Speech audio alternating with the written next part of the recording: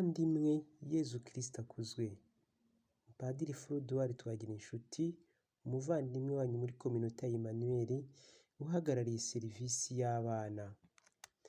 Bavandimwe, kuva kuri uyu wa gatandatu tariki ya 17 Nyakanga, umujyi wa Kigali n'utundi turere tumwe na tumwe turinjira muri gahunda ya Guma mu Rugo.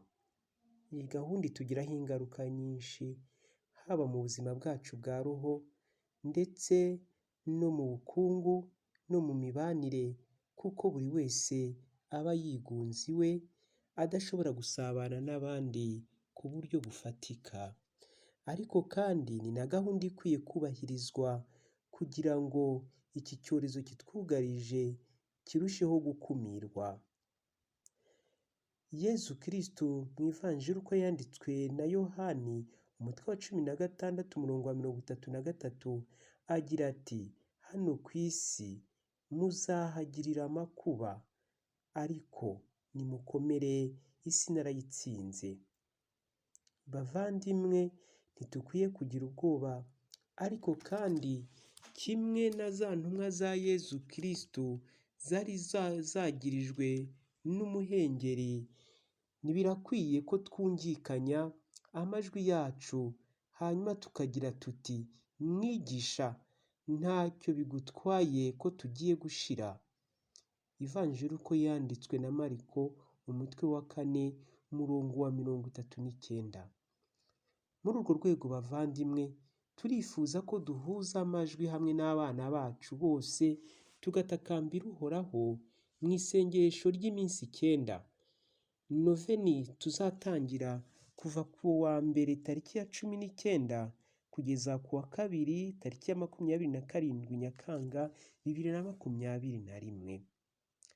Abana bagize umuryango twateguye isengesho bazajya bavugira hamwe, bakarivuga bazi ko bunze ubumwe n'abandi bana bose, kugira ngo batakambire Uhoraho kuko atwumve, atwunamure. Buri muryango rero uzahitamo igihe gikwiriye, ahantu hakwiriye, mu buryo bwo gufasha abana kubaho iryo sengesho. Ntibibujijwe kandi ko twarushaho gufasha abana kubaho mu isengesho ryimbitse cyane muri iki gihe cy'ibiruhuko, by'umwihariko muri iki gihe cya Guma mu Rugo.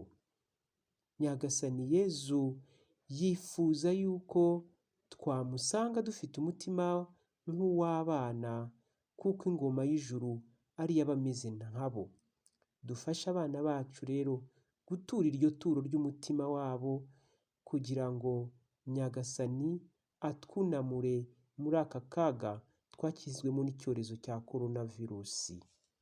Wino muhoza w'umutima, wino uyobora inzira zanjye, wino njya imbere nanjye njya inyuma, ndakwisabiye Mana nkubone.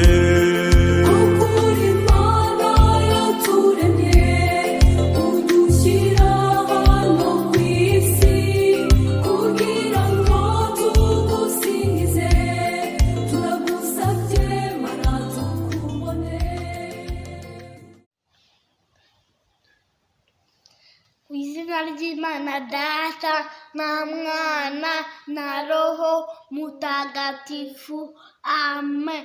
Yesu ukunda abana, tuje imbere yawe tugushimira kudukunda bihebuje. Yesu, kubera urwo rukundo tuzi ko ntacyo watwima, twumve utugirire impuhwe, udukize icyorezo cya coronavirusi. Uri Imana ishobora byose, turakwizeye kandi turagukunda kandi turakwemera. Yesu, dukumbuye gukina n'abandi bana twisanzuye.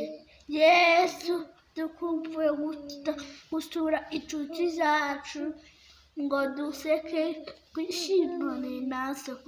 Yesu, dukumbuye kujya mu misa kumva ijambo ryawe none ntibishoboka kubera koronavirusi.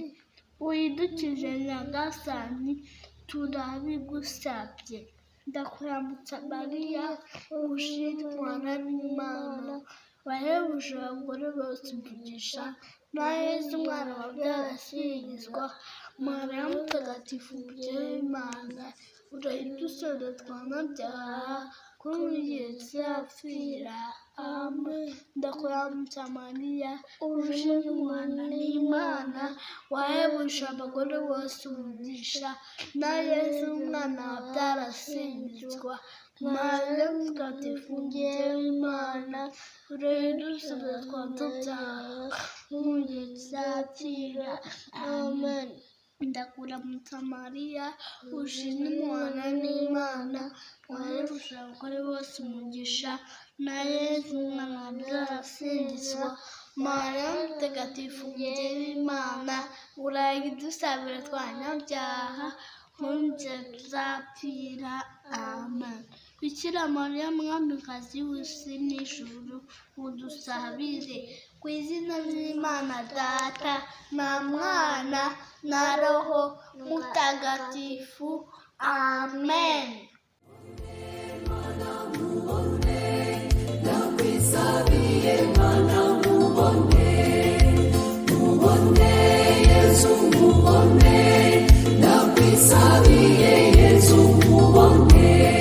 turifuza dawe kukumenya, kukubonesha imitima yacu ndetse n'amaso yacu akubone. Turagusabye mana tukubone.